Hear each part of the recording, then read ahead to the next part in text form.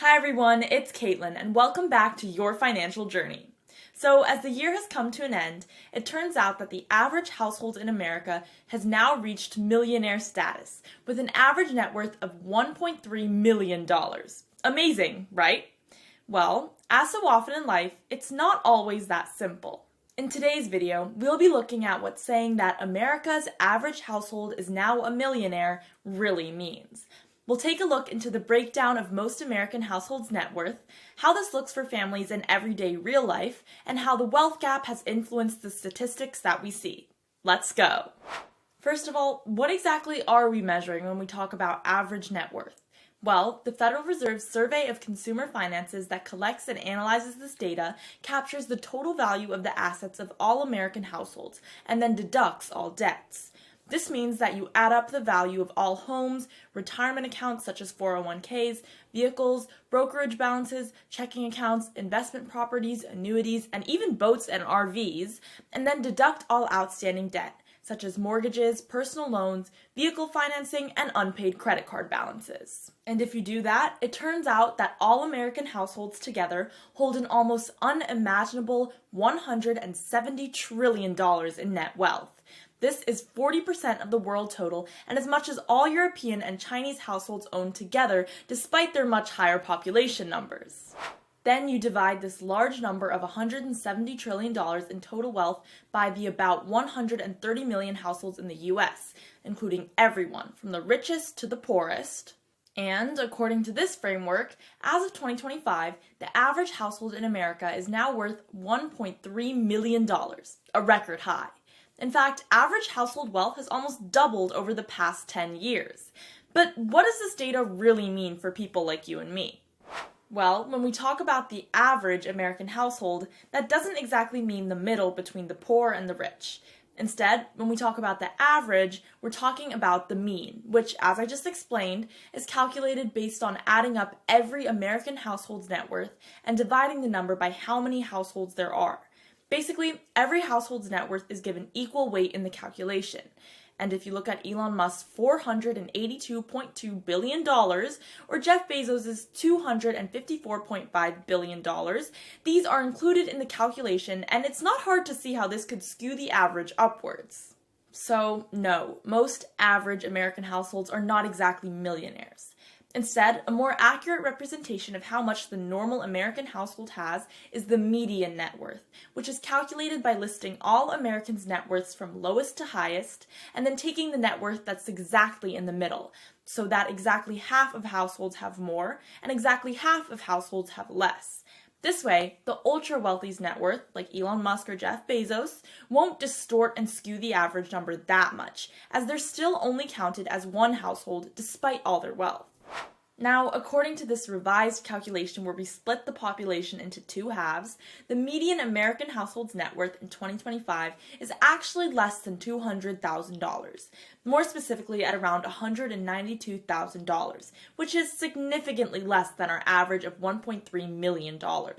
According to the median, about 20% or 1 in 5 households in America are millionaires as of 2025, which is more than I would personally expect, but clearly much less than 50%. But back to the average household.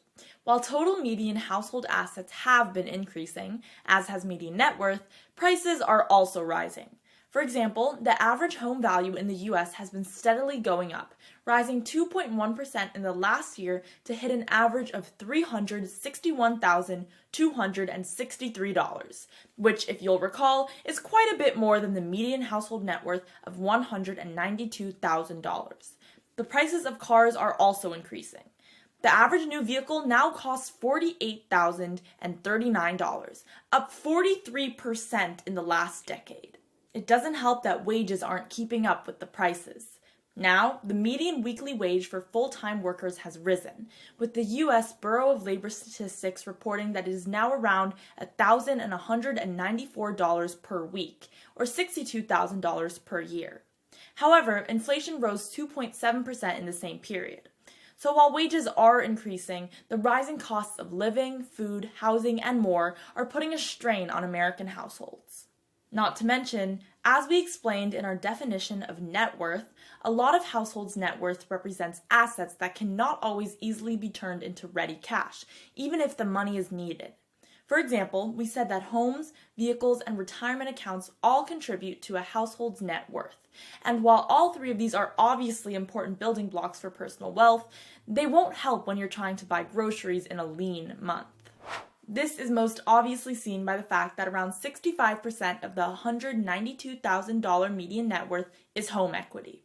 Home equity is the difference between your home's market value and the amount you still owe in your mortgage. So basically, it's the current sale price minus what you still have to pay. 100% home equity would mean that the homeowner has paid off the mortgage and completely owns the house, while a lower amount like 30% equity would mean you own 30% of your home's current market value, and you still have to pay the rest of the 70%. Around 40% of Americans have 100% home equity, meaning they are mortgage-free. Or, if you turn it around 60% of Americans still have to pay their mortgage bill every single month. But with or without a mortgage, home equity is one of the most significant parts of the American median net worth. But home equity does not help in everyday life unless you sell the house or borrow money against the house as collateral, which is why many Americans, even if their net worth is growing, feel as though they're struggling financially or living paycheck to paycheck despite owning significant assets. After home ownership, retirement accounts are usually the second most significant part of a household's net worth, and, like home equity, are also not really usable in everyday life while you're still working. Retirement assets are for when you retire, and with the average retirement age in the US being around 62 years old, that means that a large amount of their net worth is tied to funds that are basically untouchable for many years. In fact, in some estimates, retirement assets make up 33% of a household's net worth. But here's the fact that stands out most to many observers. Normal Americans are falling more and more behind the richest Americans. I mean, let's just look at our statistics again. The median of $192,000 is brought up to an average of $1.3 million because of the comparatively ultra-wealthy households. And when you look at the growing wealth gap, it's easy to see why median net worth is so much lower than the average. Because America's top 12 billionaires now have a collective net worth of over $2 trillion, and the concentration of wealth has spiked in recent years, meaning that the richest Americans have significantly more money than the majority of less wealthy Americans. This explains why wealth inequality is increasing. Even though the average household net worth is rising, that can largely be attributed to the wealthiest Americans, and there is a wide gap to the median household net worth. The most striking difference is between the wealthiest Americans and the poorest Americans. As you can see here, the top 0.1% share of the total wealth has grown exponentially from 1983 to 2019. Even the top 1%, which are doing very fine by most people's standards, have not grown as fast as the top 0.1%. But it's really the bottom 40% which has barely grown. And you can see how little the household wealth of the bottom 40%, almost a majority of the population, has grown from 1983 to 2019. So the median net worth of American households is growing, but it hasn't caught up to reflect the average net worth of American households, thanks to the wealth gap. And because of the realities of net worth and asset ownership, it's hard for many Americans to really feel the impact of a higher net worth in their daily lives. So what do you think about the average American household net worth in 2025? What about how this actually looks in practice, or the comparison to the median, and any predictions for 2026?